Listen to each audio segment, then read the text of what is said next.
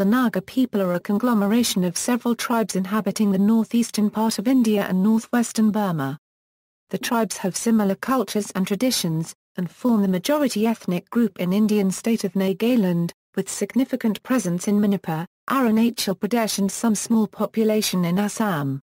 The Naga speak various distinct Tibeto-Burman languages, including Lotha, Angami, Pochuri, Poula, Inpui, Rongmei, Tangkhul, Thangal, Maram, and Zeme. In addition, they have developed Nagamese Creole, which they use between tribes and villages, which each have their own dialect of language. As of 2012, the state of Nagaland state officially recognizes 17 Naga tribes. In addition, some other Naga tribes occupy territory in the contiguous adjoining states of Manipur, Assam, and Arunachal Pradesh, India, and across the border in Burma. Prominent Naga tribes include Angami, Shakhesang, Chang, Kayam Nurungan, Konyak, Liamai, Lotha, Pochuri, Rongmei, Zeme. The Naga tribes practiced headhunting and preserved the heads of enemies as trophies through the 19th century and as late as 1969.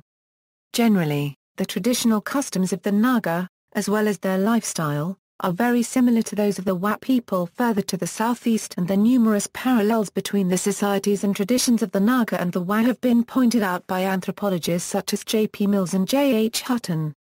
Territory: Nagaland is a hill state located in the extreme northeast of India, bounded by Burma in the east, Assam in the west, Arunachal Pradesh and a part of Assam in the north, and Manipur in the south.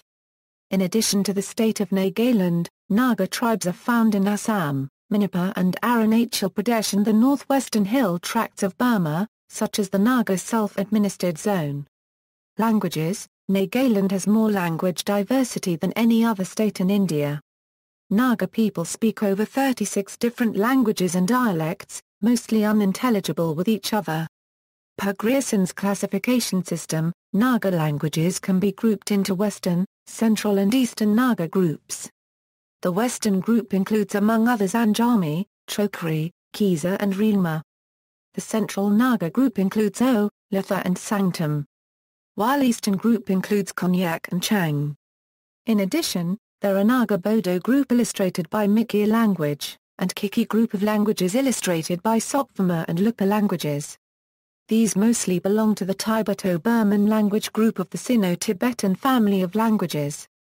Schaffer came up with his own classification system for languages found in and around Nagaland. In 1967, the Nagaland Assembly proclaimed English as the official language of Nagaland, and it is the medium for education in Nagaland. Other than English, Nagamese, a Creole language form of Indo-Aryan Assamese, is a widely spoken language. Every tribe has its own mother tongue but communicates with other tribes in Nagamese or English. The Kaka-Nagas of Manipur communicate with each other in Meitei, the common language of the people of Manipur. However, English is the predominant spoken and written language in Nagaland. Culture and organization: the Nagas are organized by tribes differentiated by language and some traditions. They have a strong warrior tradition. Their villages are sited on hilltops, and until the later part of the 19th century, they made frequent armed raids to villages on the plains below. The tribes exhibit variation to a certain degree, particularly in their languages and some traditional practices. Similarities in their culture distinguished them from the neighboring occupants of the region, who were of other ethnicities.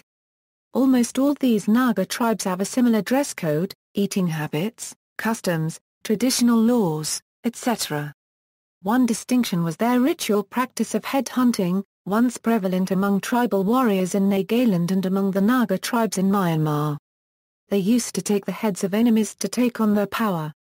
They no longer practice this ritual. Today the Naga people number around 2 million in total.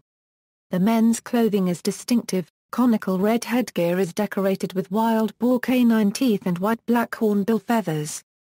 Their weapons are primarily a spear, with a shaft decorated with red-black hairs, and the dao, with broad blade and long handle. History: encounter with others. Apart from cultural contacts with the neighboring Aoms, the rulers of Assam from 1228, the Naga had little or no contact with the outside world, including that of Greater India, until British colonization of the area in the 19th century. In 1828, Britain annexed Assam following the Treaty of Yandabo in 1826. In the 1830s, the British sent expeditionary forces, and in 1845, the colonial power succeeded in concluding a non-aggression pact with Naga chiefs, who formerly had attacked bordering areas in Assam. But the Naga repeatedly violated the agreement, continuing to raid in Assam. After the 1830s, British attempts to annex the region to India were met with sustained and effective guerrilla resistance from Naga groups, particularly the Angami Naga tribe. The British dispatched military expeditions and succeeded in building a military post in 1851 and establishing some bases in the region. In 1878 the Angamis mounted raids on British camps. The British responded strongly, burning several rebel villages and crashing the resistance. Eventually the region came under the administration of the British. Christian missionaries, Protestant Christian missionaries from Britain in the 19th century were successful in converting many among the Naga tribes. It led to them dropping many tribal customs and traditions and, along with the spread of English education, was part of the arrival of modernity in the Naga Hills. The first missionary in the Naga Hills is believed to be Reverend Miles Bronson in 1841, who stayed for a short period. In the 1870s, Dr. and Mrs. E. W. Clark worked among the O people. With the help of a Mr. Godhula, an Assamese Christian, they established the first church, a Baptist one, in Molankimong in 1872. As the tribe's people adopted Christianity, they began to develop more of a Naga identity, a radical departure from their distinctions based on warring tribal villages. Today, more than 95% of Naga people identify as Christians, mostly Baptist. Naga society has changed markedly from what Europeans observed 100 years ago. Christianity and their missionaries became a stronger force for change in social and cultural practices than the government. The new educational system and religion disrupted the indigenous pattern of life. But, the tribes discarded social patterns, cultural practices and traditional political setup without finding true functional substitutes in the assimilation offered by the colonizers. Resistance and struggle for identity, the Naga Hills have been an area of continued resistance as they had long been isolated from outside cultures. The development of a spirit of nationalism and sense of a common identity are relatively new concepts among the Naga people. According to their traditions, each village is an independent republic. Initially, they wanted to be free from all outside domination. Modern education, together with Christian missions, contributed to the politicization of Naga ethnicity. In 1918, a group of educated Nagas formed Nagas Club. The club wrote to the Simon Commission in 1929 demanding that Nagas should not be included within the reformed scheme of India. On August 14, 1947, the day before India gained independence from British rule, the Nagas were the first ethnic group from the northeast to declare their territory an independent state, not belonging to the new nation. Angami Pochuri led the initial movement with the Naga National Council. In the last days of the British Raj, he held talks trying to achieve a sovereign Naga nation. In June 1947, a 9-point agreement was signed which promised to bring the Naga tribes under a single political administrative unit and recognized the Nagas' right to self-determination after 10 years. Disputes arose over the interpretation of the agreement, and many in the NNC opposed it. Under FISO, the NNC declared their independence from the British on August 14, 1947, a day before India. In May 1951, the NNC claimed that 99% of the tribal people supported a referendum to secede from India, which was summarily rejected by the government in New Delhi. By 1952, the NNC, composed primarily of Nagaland Nagas, led a guerrilla movement. India responded by crashing it with their armed forces. FISO escaped from region through East Pakistan and went into exile to London. He continued to inspire the independence movement from there till his death in 1990. Statehood, factions and ceasefires. The state of Nagaland was formally inaugurated on December 1, 1963, as the 16th state of the Indian Union. The state consists of 7 administrative districts, inhabited by 16 major tribes along with other sub-tribes. Each tribe is distinct in character in terms of customs, language and dress. Close on the heels of the ushering in of the state, efforts for peace for an amicable solution to the political problems took concrete and positive shape. In this venture for peace, the major role was taken by the Nagaland Baptist Church Convention.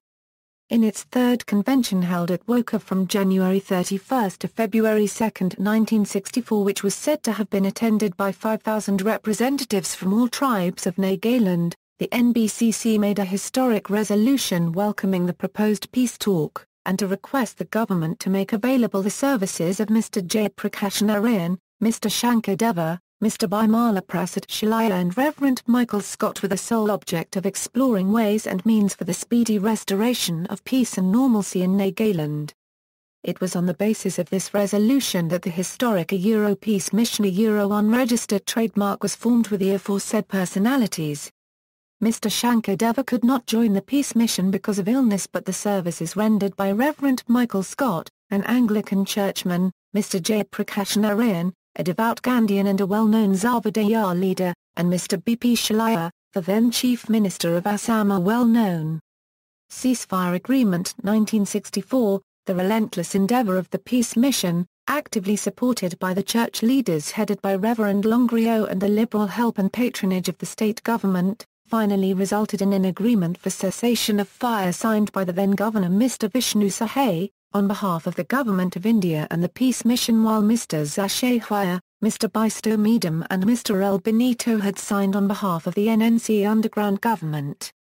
Even though the agreement was officially declared on September 6, 1964 by organising public meetings and special prayer meetings all over Nagaland, the actual agreement was signed on May 23, 1964 at Sakraba village in Phek district. The ceasefire was widely welcomed in Nagaland. The ceasefire declaration was followed by a series of peace talks primarily between the members of the peace mission, the underground leaders and team of peace observers. Eventually, the level of talks was raised and the venue shifted to Delhi, culminating in 6 rounds of talks in 1966 to 1967 between the then Prime Minister Mrs. Indira Gandhi and the underground leaders. Peace talks, the first round was held on February 18 to 19 in New Delhi and the underground delegation was led by Mr. Kagato Sukhe, their Prime Minister. The other members were Mr. M. Kongmaran, Vice President, Mr. Isok Swan, Foreign Secretary, Mr. S. Angami and Mr. Dalinamo. The final round of talks with the Prime Minister Mrs. Indira Gandhi was held in New Delhi on October 3, 1967. In all peace talks in New Delhi, the underground delegation was led by Mr. Kagato Sukhe. However, no positive agreement could be reached as a result of these talks. Period of uncertainty. The failure to settle the underground problem by the preceding peace talks had created an air of uncertainty in the minds of the people. There were charges and countercharges between the security forces and the insurgents for breach of the terms of the agreement. On August 3, 1968, Gen Kaito, a prominent underground leader, was assassinated in broad daylight in the heart of Kohima town. On August 8, 1972, the Chief Minister Mr. Hokesh Sema was ambushed by suspected underground members near Kohima. The Chief Minister escaped without any bodily harm, but his daughter was seriously injured. This was closely followed by 2 major developments of the time. On August 31, 1972, the government banned the 3 underground bodies, that is, the Naga National Council, the Naga Federal Government, and the Federal Army. Secondly, the government decided against a further extension of the ceasefire agreement. Renewed peace effort. Though the peace mission was dissolved when Reverend Michael Scott left India in 1966 and the peace observer team wound up with the cessation of ceasefire in 1972, the efforts for peace were never really abandoned. The Nagaland Peace Council was formed again at the initiative of the church leaders and talks and discussion for peace continued. The effort was stepped up with renewed vigor after President unregistered trademark S rule was promulgated in March 1975. In May 1975, the Liaison Committee of the NPC, consisting of Reverend Longrio, Kenneth Kuo, L. Lungalang, Dr. M. Maram and Lungshim Shaza, had initiated Mr. Kevi Yali to come out as a contact man, and was given safe conduct by Nagaland government. Next, the underground leaders selected 6 of their representatives to have discussions with the government. This was closely followed by a series of 5 talks between the underground representatives and the government, represented by the 2 advisors to the governor, Mr. Zedesopayanga and Mr. Ramani. Shillong Accord 1975. These discussions finally resulted in the historic Shillong Accord signed at Shillong on November 11, 1975, by the Governor of Nagaland Mr. L.P. Singh representing the Government of India and the NNC leadership represented by Mr. Ussa and Mr. Kevi Yali. The NNC agreed to unconditional acceptance of the Indian constitution and surrender of arms. The signing of the Shillong Accord encouraged hopes for a lasting peace. The immediate result was a large-scale surrender of arms and personnel. Many villages persuaded their underground brothers and sisters to cease their clandestine activities. 5 districts of the state were soon almost cleared of the underground elements. For some time there was little insurgency inside Nagaland and a peaceful atmosphere prevailed, facilitating a spurt of development works. However, the accord was condemned by many Nagas, and marked the beginning of factionalism among the revolutionaries. The National Socialist Council of Nagaland was formed in the late 1970s by Tuangalang Murivor, Isaac Swa and S. Kaplang. The NSCN later splintered into 2, when Kaplang started another group. Renewed spurts of violence were witnessed in the state from the middle of the 1980s. The fratricidal confrontations amongst the various Naga groups and the state authorities led to loss of life, seriously disturbed public order and thwarted the economic development of the state. Fratricidal violence among revolutionary groups continued into the 1990s. In Manipur particularly, ethnic violence erupted between the Nagas and Kikis, with both sides suffering hundreds of casualties. On January 23, 1993, the Isaac Murivor group of the NSCN, was admitted to the Unrepresented Nations and Peoples Organization. This was seen as a means to gain international attention to the Naga cause. Ceasefire Agreement 1997, the people became disenchanted with the violence and yearned for peace. After talks with the NSCN, the Government of India heeded the wishes of the people, and on July 25, 1997, the Prime Minister, Mr. I. Kegral, in a statement in the Lok Sabha and Rajya Sabha, announced a ceasefire with effect from August 1, 1997 for a period of 3 months. The ceasefire declaration was followed by setting up of a ceasefire monitoring cell to enforce the ground rules as laid down by Government of India. The ceasefire was later extended further. However, according to the UNPO, in 2009 the NSCN considered the biggest impediment to peace to be the refusal of the Government of India to officially extend the ceasefire to all Naga inhabited areas outside of Nagaland. Clashes continued between the Indian Army and the NSCN cadre. Society: the Naga tribals have an egalitarian society. The village is a closely knit unit, consisting of intermarried households of different clans. The village: the Naga traditionally live in villages. The village is a well-defined entity with distinct land demarcation from neighboring villages. Each has a dialect, which fosters a strong sense of social solidarity within the village. Almost every home rears pigs, as they provide meat with little care needed. The people of the village are held together by social, economic, political and ritual ties. The villages have their own identities, but not in isolation, as there are interdependent relationships with neighboring villages. Modernization is slowly eroding the centrality of villages as a social unit, as large commercial towns are rapidly developing in every region of the Naga Hills. This has brought about dramatic changes in the values, lifestyle, and social setup of the people. The family is the basic unit of the Naga society. Marriages are usually monogamous and fidelity to the spouse is considered a high virtue. Marriage within the same clan is not permitted, as it considered to be incest. Incestuous couples were previously ostracized from the villages. The family is the most important institution of social education and social control.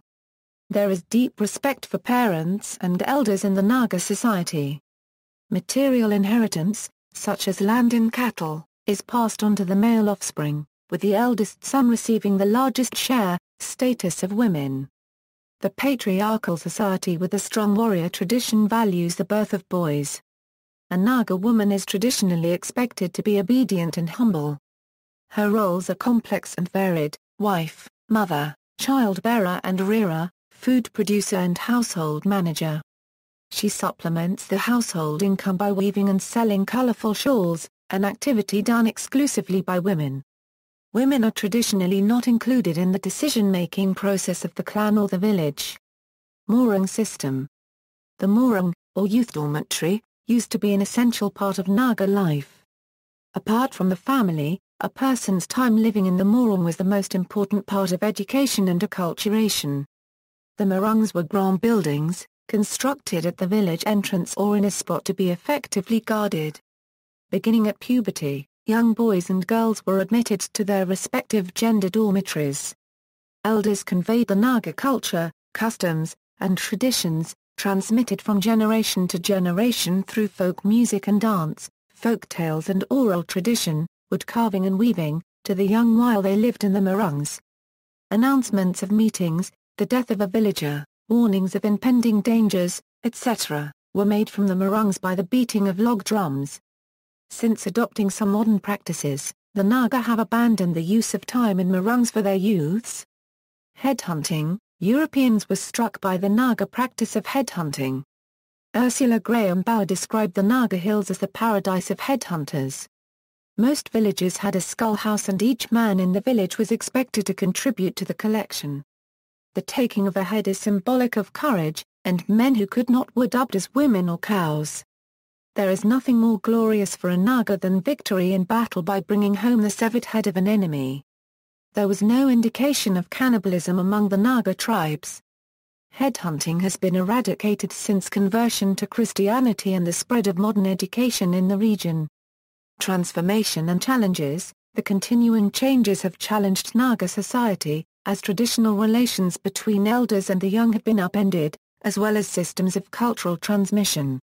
The model of detached nuclear families, as distinguished from tribal villages, is becoming widespread among the Naga people as they have greater interaction with contemporary Indian society. The clan and the village have been eroded as agents of social control. Culture. Art and crafts. The Naga tribes are expert craftsmen. Their dwellings are made of wood and straw and these are ornately carved and arranged. Each tribe has a unique way of constructing their huts. A common practice among all the tribes is decorating the entrances of their dwellings with the heads of buffaloes. The Naga people love color as is evident in the shawls designed and woven by women, and in the headgear that both sexes design. Clothing patterns are traditional to each tribe, and the cloth is woven by the women. They use beads with variety, profusion and complexity in their jewelry, along with a wide range of materials, including glass, shell, stone, teeth or tusk, claws, horns, metal, bone, wood, seeds, hair, and fiber. According to Dr. Varir Elwin, these tribes made all the goods they used, as was once common in many traditional societies. A Euro-Oethi have made their own cloth, their own hats and raincoats. They have prepared their own medicines, their own cooking vessels, their own substitutes for crockery. Craftwork includes the making of baskets, weaving of cloth, wood carving, pottery, metalwork, jewelry making and beadwork. Weaving of colorful woolen and cotton shawls is a central activity for women of all Naga tribes. One of the common features of Naga shawls is that 3 pieces are woven separately and stitched together. Weaving is an intricate and time-consuming work and each shawl takes at least a few days to complete. Designs for shawls and wraparound garments are different for men and women. Among many tribes the design of the shawl denotes the social status of the wearer. Some of the more known shawls include Tsinkotepsu and Ronsu of the O tribe. Sutam, Itasu, Longpanju of the Lothas. Supung of the Sangtams, Rongkim and Tsungram Kim of the Yimhungas. And the Angami Loh shawls with thick embroidered animal motifs. Naga jewelry is an equally important part of identity, with the entire tribe wearing similar bead jewelry. The Indian Chamber of Commerce has filed an application seeking registration of traditional Naga shawls made in Nagaland with the Geographical Registry of India for geographical indication. Folk song and dances. Folk songs and dances are essential ingredients of the traditional Naga culture. The oral tradition is kept alive through the media of folk tales and songs. Naga folk songs are both romantic and historical, with songs narrating entire stories of famous ancestors and incidents. Seasonal songs describe activities done in a particular agricultural cycle. The early Western missionaries opposed the use of folk songs by Naga Christians as they were perceived to be associated with spirit worship, war and immorality. As a result, translated versions of Western hymns were introduced, leading to the slow disappearance of indigenous music from the Naga hills. Folk dances of the tribes are mostly performed in groups in synchronized fashion, by both men and women, depending on the type of dance. Dances are usually performed at festivals and religious occasions. War dances are performed mostly by men and are athletic and martial in style. All dances are accompanied by songs and war cries by the dancers. Indigenous musical instruments made and used by the people are bamboo mouth organs, cup violins, bamboo flutes, trumpets, drums made of cattle skin, and log drums. Festivals. Major Naga festivals in the Indian state of Nagaland include, Naga identity. The word Naga is an exonym. Today, it covers a number of tribes that reside in Nagaland, Manipur, Assam and Arunachal Pradesh states of India, and also in Myanmar. Before the arrival of the British, the term Naga had been used in Assam to refer to certain isolated tribes. The British adopted this term for a number of tribes in the surrounding area, based on loose linguistic and cultural associations. The number of tribes classified as Naga increased significantly in the 20th century. As of 2006, 68 tribes are classified as Naga by the various sources. This expansion in the Naga identity has been due to a number of factors including the quest for upward mobility in the society of Nagaland, and the desire to establish a common purpose of resistance against dominance by other groups. Some tribes, such as some of the smaller Old Kiki tribes, have attempted to get absorbed into the Naga identity to increase their political profile. Some others, such as a section of Maram, consider themselves culturally distinct. In this way, the Naga identity has not always been fixed. The ethnologue uses the term Naga to describe 34 languages in the Kiki-Chin Naga family. The Kiki of Nagaland have been classified as Naga in the past, but today are generally considered a non-Naga tribe. The Kiki have had good relations with the Naga in the past, but since the 1990s, conflicts have arisen, especially in Manipur. The Naga nationalists in Manipur have made attempts to expel the Kikis from their area.